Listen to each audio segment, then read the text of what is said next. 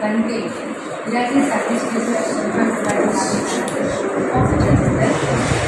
आज यहाँ मंत्र दीक्षा का कार्यक्रम है। दीक्षा का अर्थ सिर्फ इतना ही समझा गया जो घर बार को छोड़कर साधु बन जाए, पर आचार्य प्रवर ने मूल परंपराओं के कटघरे में बंद दीक्षा शब्द के अर्थ को हिमालय की ऊंचाइयों पर पहुंचा दिया।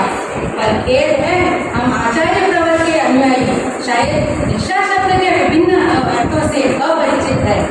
इसी संदर्भ में महिला मंडल, कन्या मंडल एवं यागशाला एक सांस्कृतिक प्रोग्राम प्रस्तुत कर रही है। इसका नाम है जीवन में मुस्कान मंत्र दीक्षा महान। सीन 1। तो आइए देखिए सुप्रसिद्ध से मूलचंद जी सेठानी भूरीबाई सामाजिक कुरीतियों से पीड़ित और आचार्य प्रवर के अभियान मंत्र दीक्षा से अपरिचित समाज में किस प्रकार हास्यवत बन जाते हैं।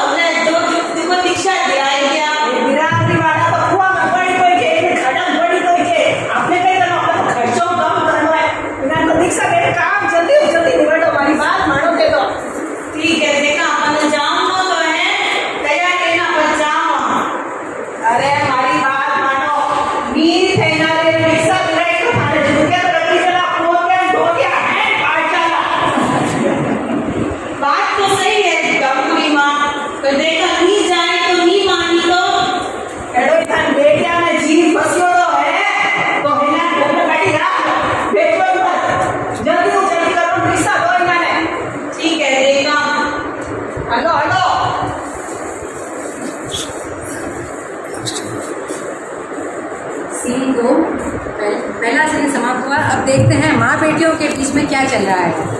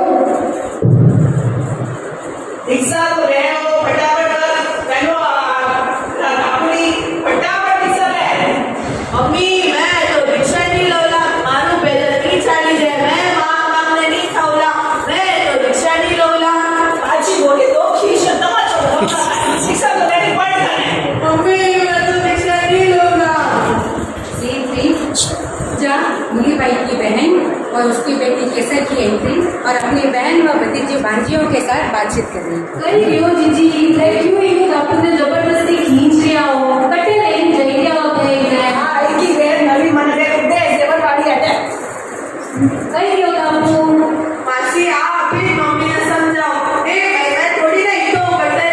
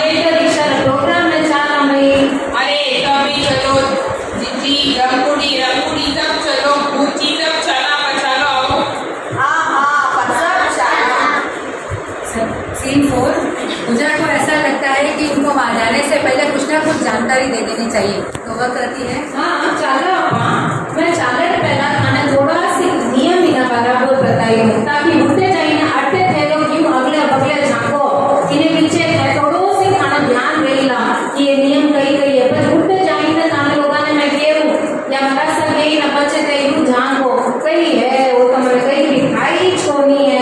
चलो मैं ताने बताऊं पहलो नियम तो मैं ताने बताई दी थी उठते ही सुबह 27 बार लोका मंत्र बोलनो है અને આપે नहीं आवे ठीक है ताने उठे मारा सा सिखाई ला કે जल्दी सीख लो बहुत छोटो बहुत सरल मंत्र है ने सच्ची कहूं तो ऐसो जादुई मंत्र है वो तो अपन सच्ची में बहुत विनम्रता से महामंत्र कहते हैं।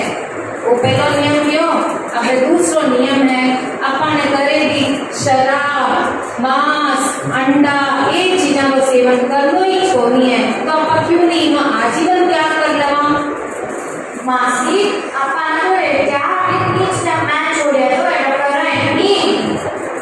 अरे आप कई बोलो इन जमाना में तो छोया फैशन है कभी रेडी है या पर इन जमाना में सब चीजें मिक्स मिले लोग बोले कि अंडो भी प्योर वेजिटेरियन दे दिया अपन तो पूरा ध्यान रखना पड़ी। हाँ हाँ मैं भी सुनी हूँ कि बाजार में अंडों ने भी लोग वेजिटेरियन मारे डाउट है ये सब नियम क्यों छोटा बच्चा है ये सब नियम तो बड़ा बच्चा है क्योंकि वो छोटा बच्चा तो अकेला बच्चा जावा ही नहीं। गई थे लोग आई समझो को नहीं बात में छोटा बच्चा ने क्यों देवनो ये नियम बोलतो छोटा बच्चा इन्हें कच्ची माटी जैसा रहवे जिन रूप में ते ढालो बिन रूप में ही ढल जाए ते छोटा पना में अगर ये संस्कार खाना आई जाए ये नियम लेवो तो बड़ा लेवो जितने तक खाने ये नियम एकदम पक्का रह जाएगा इन्हें वास्ते ये नियम इतना छोटा में दिलाई दवा। हाँ मासी आप बात ठीक बोल रहे हो माने नियम स्वीकार है। तो अब तीसरा नियम के बारे में बोलूं तीसरा नियम है ये पान मसाला गुटखा ये जो बोले नहीं ये बीड़ी ने सिगरेट ने ये सब चीजें अपने ना तो करी फूकनी है ना करी खावनी है तो इनो तो क्या अपन ले ही सका पूरा जीवन के वास्ते। हाँ मासी मारे तो कोई प्रॉब्लम हो रही है पर ये थोड़ी ना चोरिया करे चोरिया के सोबत होना जरूरी थोड़ी ना खाना इतनी है आजकल तो छोरा इतनी फैशन रह गई है क्लब पब सब जगह जाकर खुला आम ले में छोरा छोरे मतलब लोग कर किसको नहीं है। हाँ ऐसो भी दे रहे ना मम्मी पापा कहीं भी बोले मम्मी पापा कई बोली माँ बाप भी आजकल काबरा रसाते ये सब ने डिस्को ने क्लब ने सब जाने लग गया है तो माँ बाप को तो पूछो ही मत ही माँ बाप ही ना तो ये संस्कार लिया ना टाबर ये संस्कार करे। लो अब चौथो नियम बोलू चौथो नियम है लोगों ने मन लागे सबाने बहुत आराम देगा ना मम्मी पापा और गुरु जो भी है सबने प्रति विनय भाव रखना चाहिए। ने पांचवा नियम तो और भी सोरो है। पांचवा नियम है कि अपन ये गाली गलौज ये गंदा गंदा शब्द करे भी नहीं बोलना चाहिए।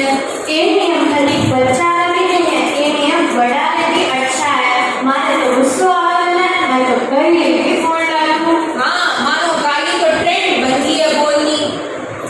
दिखे मैं तो एक छोटा छोटा नियम लागे हैं पर इतना मुश्किल है इतना कठिन है तो बात नहीं सब इतना दिन भी आने थोड़ी ना एक दिन तो छूट जाए। हाँ ये बोलियों भी तो बुरो प्रभाव पड़े मन पे ऊपर अपन ध्यान रखना पड़ी। अरे भाई सच्ची जीजी और जीजाजी आप दो ही जना ने मैं कहूँ आप दो ही जना ही बच्चा में ना तो आप खुद ही ये चीज सीखिया ना बच्चा ने सिखाया आप दो ही जना अगर ये सीख लेता तो आज शाबरा आनो बदनी आपकी बिना ने कहीं भी पूछूं तो ठा कोनी माँ बाप भी गालियां दे तो बच्चे लावे शाबरा ने तो कहीं केवो। हाँ मम्मी पापा एक दूसरे ने गालियां दे दे जेड़ो और बच्चों भी इन्हें देखने सीख ले जेड़ो देखकर बैठो सीखे।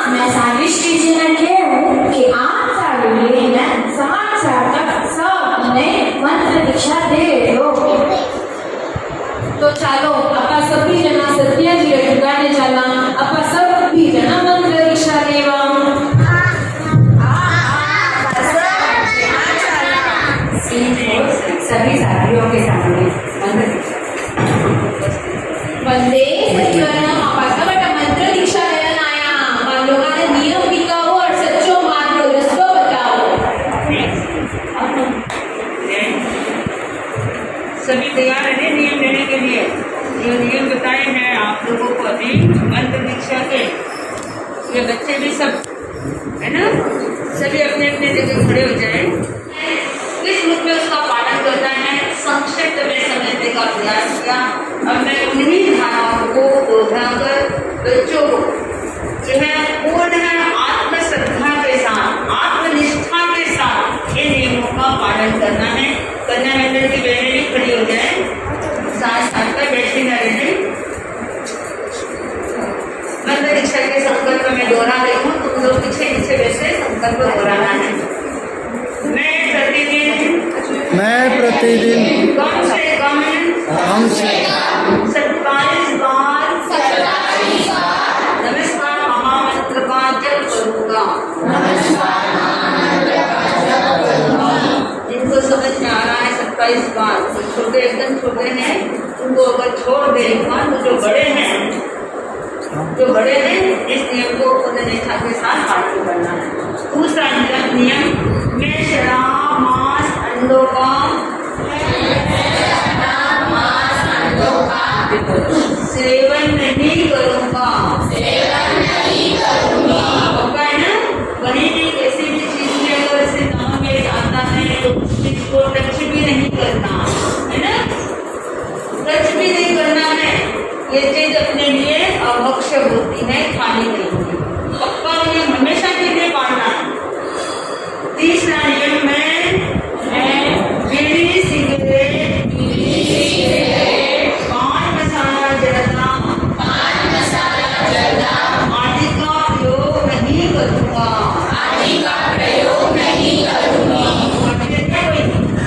नहीं करना है ना, अब करना नहीं है। मैं माता पिता व गुरुजनों के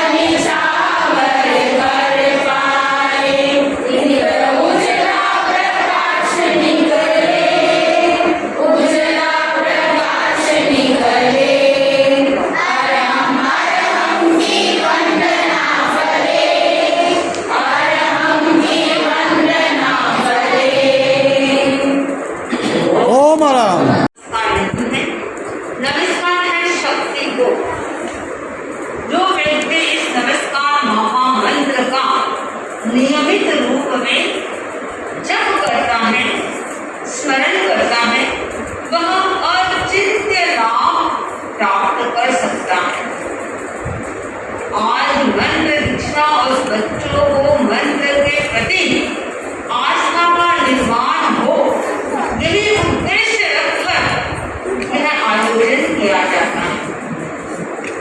मंत्र किसी भी प्रकार का हो, उसके साथ साथ आस्था का भी जागरण होना जरूरी है। जब तक आस्था नहीं जुड़ती है तो रूपांतरण जागरण घटित नहीं होता। जरूरी है कि इन निमित्तों से आस्था का जागरण होता है। आस्था का जागरण होना हर व्यक्ति के लिए जरूरी है। कहा गया है कि जीवन में आस्था का इतना जरूरी है, आस्था का होना इतना जरूरी है, जिस प्रकार भूख और प्यास मिटाने के लिए रोटी और पानी की जरूरत है, उतनी ही जरूरत है आस्था। आस्था एक जादुई चमत्कार, जादुई शक्ति है, जिसके भीतर यह आस्था जाग जाती है। वह व्यक्ति उसी को ही मूल्यवान नहीं बनाता कि जिसके प्रति आस्था है। मन में आस्था है अपने आराध्य के प्रति, अपने साथी के प्रति, अपने धैर्य के प्रति। जब यह आस्था जाग जाती है तो वह व्यक्ति उसी को ही मूल्यवान नहीं बनाता, बल्कि वह उस आस्था से अपने आप को भी मूल्यवान बना लेता है। मूल्यवान का अर्थ है कि भीतर ऐसी शक्ति का जागरण हो जाता है। कौन सी शक्ति? आस्था की निष्पत्ति। आस्था जब जागृत होती है तो हर कार्य के प्रति एक ऐसी भावना जुड़ जाती है। कार्य कोई भी हो, छोटा हो या बड़ा हो, अगर वह आस्था से किया जाता है तो उसके कार्य में एक ऐसी पवित्रता, ऐसी निर्मलता जागृत होती है। साहस साहस में, भीतर में साहस का उदय होता है। इससे आस्था जहाँ जुड़ जाती है तभी व्यक्ति के भीतर साहस जागृत होता है। आस्था से ही व्यक्ति को नई दृष्टि मिलती है। आस्था से ही अपने सामर्थ्य की पहचान होती है। ये सारी क्या आस्था की निष्पत्तियां हैं, श्रद्धा की निष्पत्तियां हैं। कहा भी गया है, श्रद्धावान लभते ज्ञानम तत्तपः संयमेन्द्रिय ज्ञानं लब्ध्वा परां शांति मार्गचिरेण गच्छति। कहा गया है कि श्रद्धावान व्यक्ति ही ज्ञान प्राप्त कर सकता है। श्रद्धा के बिना ज्ञान भी प्राप्त नहीं होता है। जो ज्ञान प्राप्त कर लेता है वह व्यक्ति तप और संयम के द्वारा अपने आप को धारित करता हुआ वह परम शांति को प्राप्त होता है। ये सब किसकी निष्पत्तियां हैं? ये सारी निष्पत्तियां हैं श्रद्धा, आस्था की। यह आस्था जागने के बाद व्यक्ति के भीतर समर्पण का भाव। कहते हैं कि जीवन रूपी वन में लाखों फूल खिल जाते हैं, पर मन की कोयल तब तक तड़पती है जब तक उसे आस्था का आम नहीं मिलता है। दुनिया में देखते हैं कि अगर रूप है, अगर उसमें कोई गुण न हो तो वह रूप व्यर्थ चला जाता, व्यर्थ हो जाता है। रूप की महिमा नहीं है, महिमा है गुण की। अगर विद्या है, ज्ञान है, पर अगर विनम्रता नहीं है तो उस ज्ञान का भी कोई उपयोग नहीं है, उस ज्ञान का कोई मूल्य नहीं है। भोजन तैयार है पर भूख नहीं है, शरीर स्वस्थ नहीं है, तो उस भोजन का क्या अर्थ है? हाथ में शस्त्र है पर शस्त्र चलाने के लिए व्यक्ति के भीतर साहस नहीं है, तो वह शास्त्र क्या उपयोगी बनेगा? वैसे ही कहते हैं जीवन विकास, जीवन का निर्माण और सफलता के लिए आस्था है तो निश्चित सफलता है। आस्था नहीं है, श्रद्धा नहीं है, तो वह किसी भी क्षेत्र में सफलता प्राप्त नहीं कर सकता। यह आस्था का भाव कई तरह से जागृत हो जाता है, कई तरह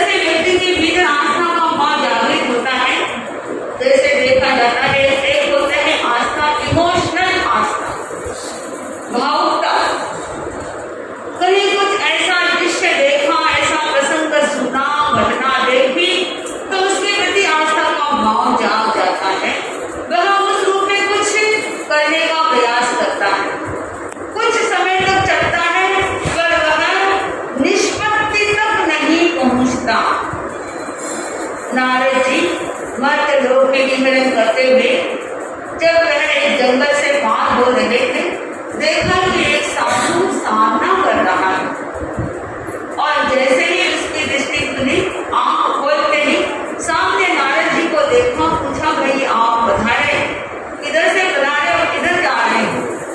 नारद जी ने कहा कि मैं तो घूमते हुए मैं लोक की यह ग्रहण करते करते अब स्वर्ग लोक की ओर जा रहा हूँ। अच्छा, आप स्वर्ग की ओर जा रहे हैं तो मेरा भी एक काम है, एक प्रश्न है, आप ब्रह्मा जी से मेरे प्रश्न का उत्तर देते हैं। क्या प्रश्न क्या है? प्रश्न यह है कि मुझे सिद्धि कब मिलेगी, ये मेरा प्रश्न है। आप जरूर वापस लौटते हुए मेरे इस प्रश्न का उत्तर देते हैं। नारद जी कुछ आगे बढ़े कि देखा कि एक वृक्ष के नीचे पुनः एक तपस्वी ध्यान कर रहा है, साधना कर रहा है। वह तो अपने आप में लीन था।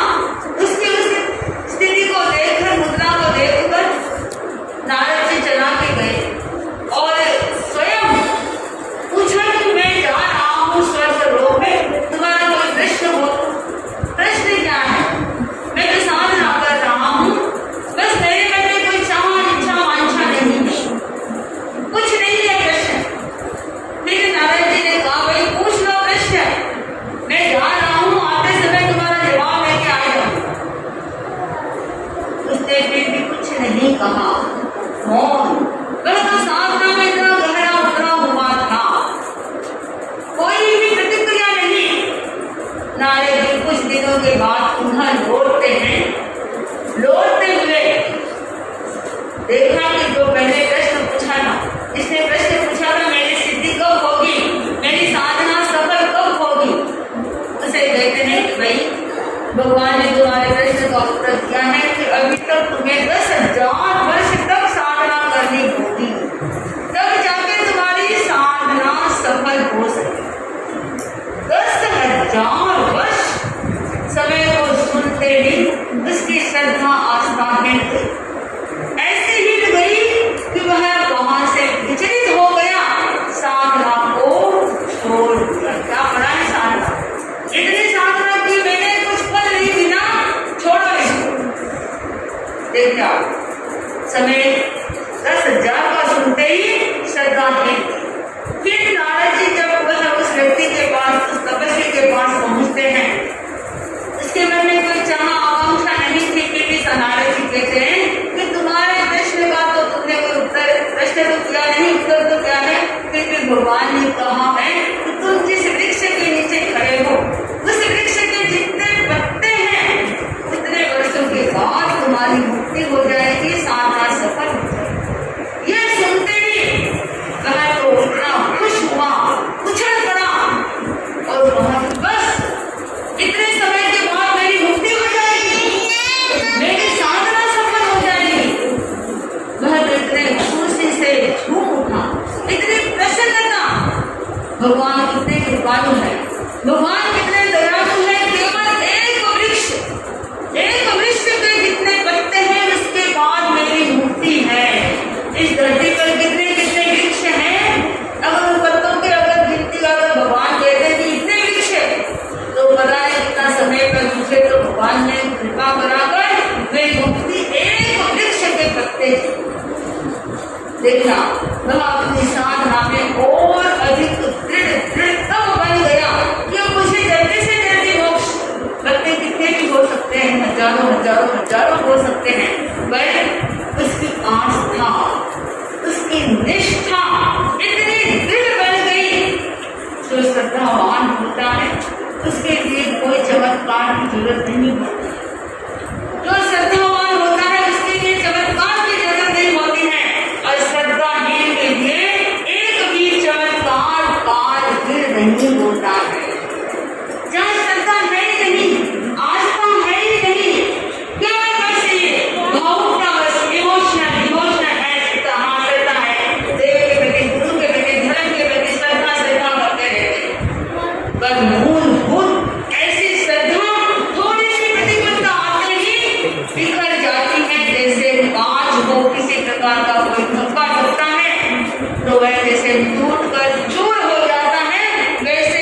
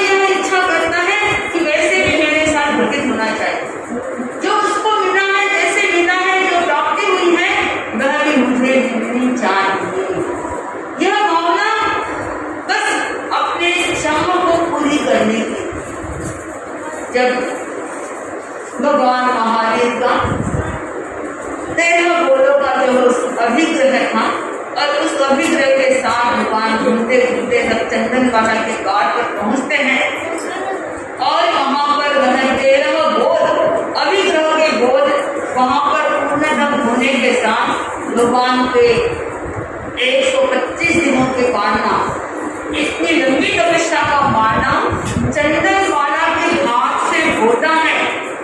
और जब छद्मस्थ तीर्थंकर जब भी अपने जीवन में बड़ी बड़ी तपस्या करते हैं, 4 मासी 6 मासी या और भी व्रतोत्तर तप, महाव्रतोत्तर तप, तो पालने में निश्चित ही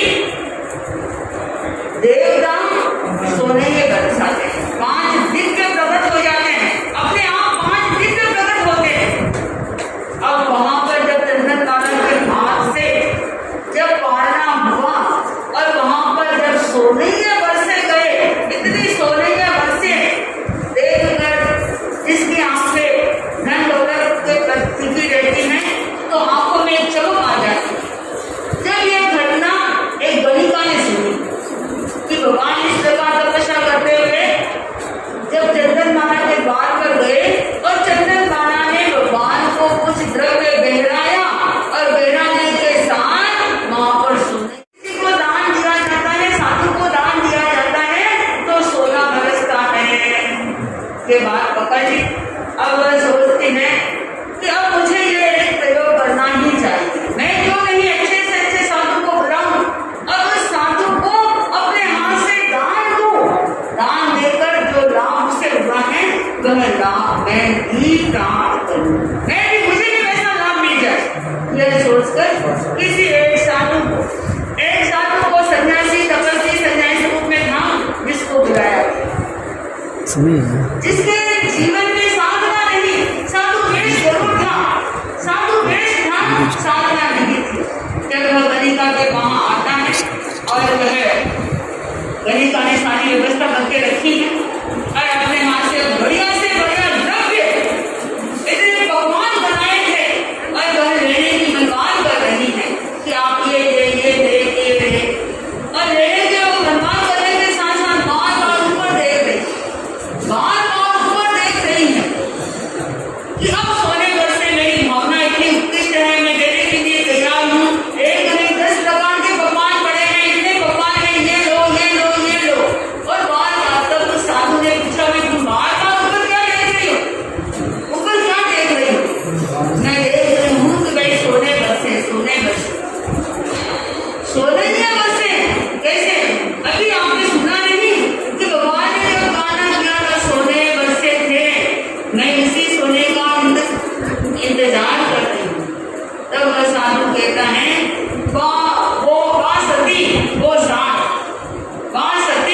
वो साथ तू वैश्या मैं मान मारे करम सु पत्थर पड़ेगा रान।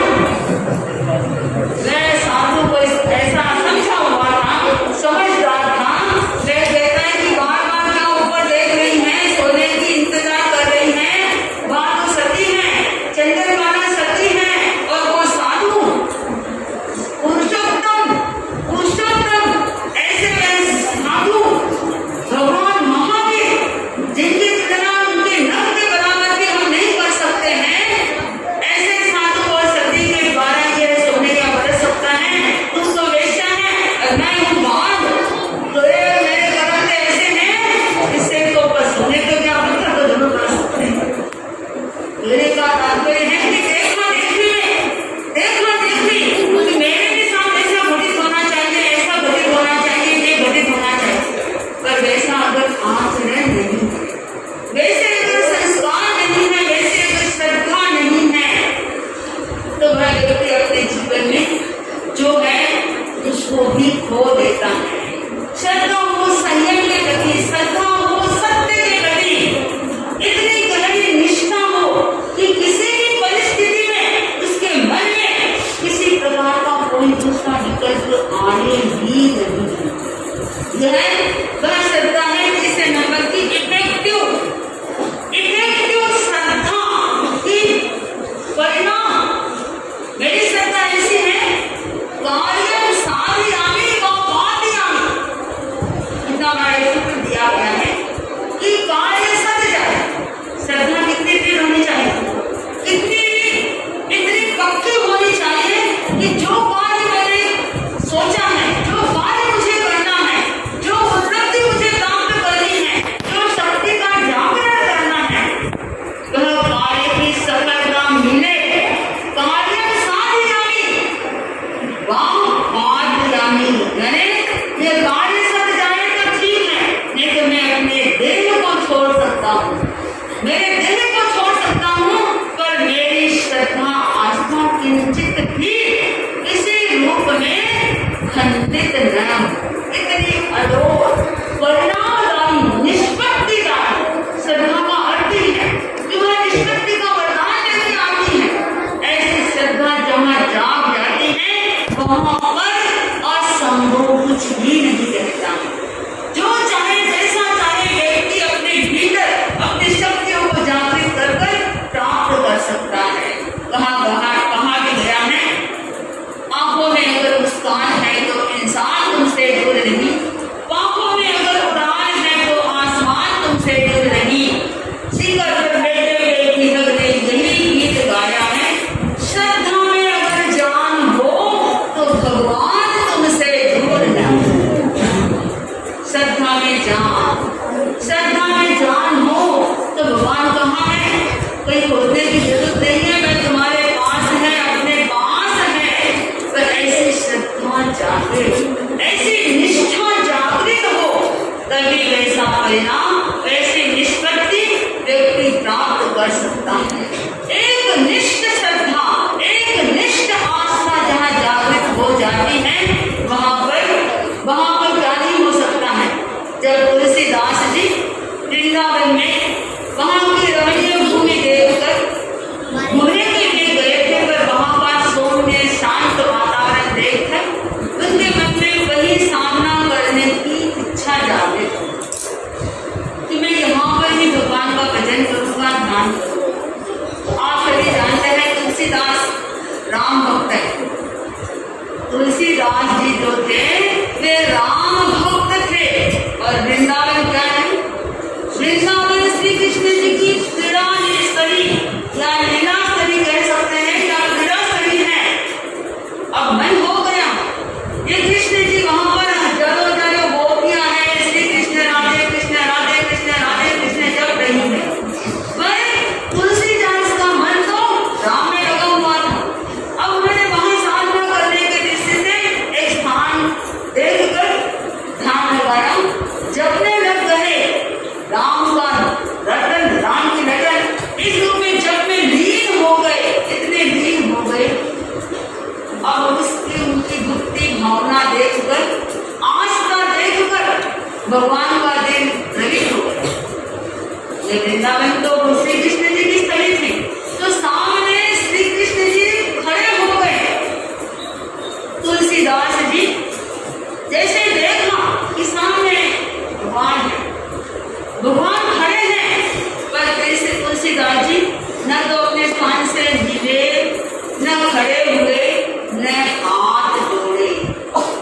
आश्चर्य, सामने भगवान खड़े हैं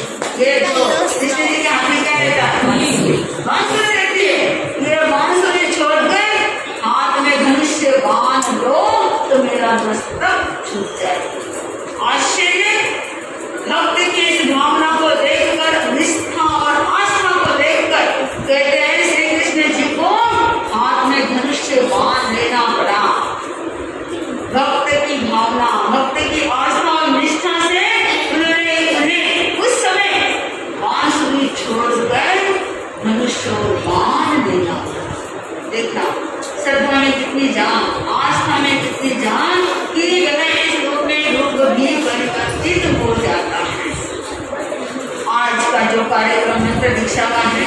जैसे कि बच्चों के भीतर नमस्कार महामंत्र के प्रति आस्था का जागरण हो, निष्ठा श्रद्धा का जागरण हो कि यह नमस्कार महामंत्र इतना प्रभावक महामंत्र है, इसका स्मरण करने वाला व्यक्ति अपने जीवन में किस प्रकार आध्यात्मिक विकास कर लेता है, संस्कारों का जागरण कर लेता है। तो अभी जो आपने दृश्य देखा यहाँ पर कि बड़े बड़े भी इस तरह की श्रद्धा और आस्था कितने रखते हैं। अभी बच्चों ने कहा कि मेरे मम्मी पापा भी नहीं गिनते हैं, ये भी नहीं करते, वो भी नहीं करते हैं। आस्था से अगर स्वयं उस आस्था से ऊर्जावान बने हुए हैं तो निश्चित ही ऐसे संस्कार बच्चों में भी आएंगे। घर का वातावरण भी ऐसा ऊर्जामय बन सकेगा। जरूरत है कि हम जिस देव गुरु धर्म के प्रति आस्था रखते हैं वह आस्था और अधिक दृढ़ कैसे बने, दृढ़भूत बने। इनमें क्यों बने, इनमें क्यों बने? आप केवल सुनी सुनाई बातें नहीं, जो कुछ भी देखना चाहते हैं, सामान्य भाषा में चमत्कार शब्द, चमत्कार देखना चाहते हैं तो वह श्रद्धा भीतर पैदा करे। आप भी अपने जीवन में अनुभव कर सकेंगे कि श्रद्धा और आस्था का कितना कितना बड़ा लाभ और अचिंत्य परिणाम प्राप्त होता है। तो आज के इस प्रसंग में मैं सभी भाई बहनों से, बच्चों के निमित्त से सभी भाई बहनों से कहना चाहूंगी कि हर व्यक्ति अपने भीतर इस प्रकार की आस्था और श्रद्धा का निर्माण करे ताकि जीवन हमारा अपने आराध्य के प्रति, साध्य के प्रति और ध्येय के प्रति इस प्रकार एक निष्ठ बन जाए, इतना एक निष्ठ बन जाए कि उस व्यक्ति के लिए किसी प्रकार का चमत्कार आकर्षण का वह प्रसंग बने ही नहीं।